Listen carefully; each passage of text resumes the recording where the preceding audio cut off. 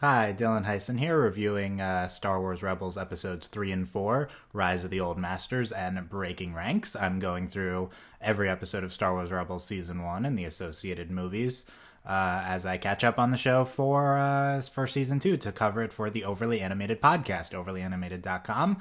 But let's get right into it. Rise of the Old Masters and Breaking Ranks, both great episodes. I was very impressed. After Fight or Flight, it was like a decent episode.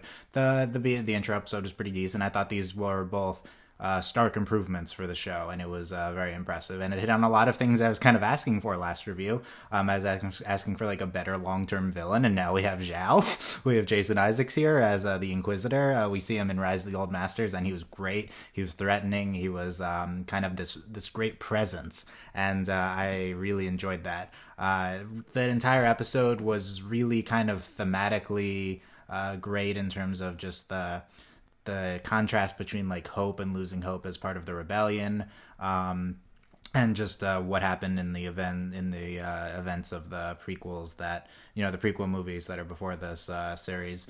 And yeah, I just really like the entire Rise of the Old Masters episode. It was kind of a genre episode, the break in and out of prison type thing, but that's okay. Even if it's tropey and feels very familiar, if you do it very well, a genre episode, then it's going to be very successful. And I thought Rise of the Old Masters was quite successful, especially with the introduction of the Inquisitor.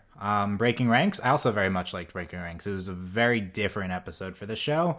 So for episodes 1, 2, and 3 in the movie before, is kind of, this show is just Firefly, right? With this crew, this family in the ship going around doing different things. But Breaking Ranks put Ezra as part of the Stormtrooper Cadet, which was a really interesting decision. We had Zuko, we had Dante Bosco here, so we don't just have Zhao, we also have Zuko, and he was he was one of the two cadets that Ezra interacted with, and I thought all of those things, especially the training things, were pretty interesting. Also somewhat of a genre episode in terms of he's like inside undercover and he has to steal the thing, and that was very good. But then the episode kind of had a double action sequence when he did steal it, and then they went to attack the cargo with the crystal on it, right? I thought that was very interesting.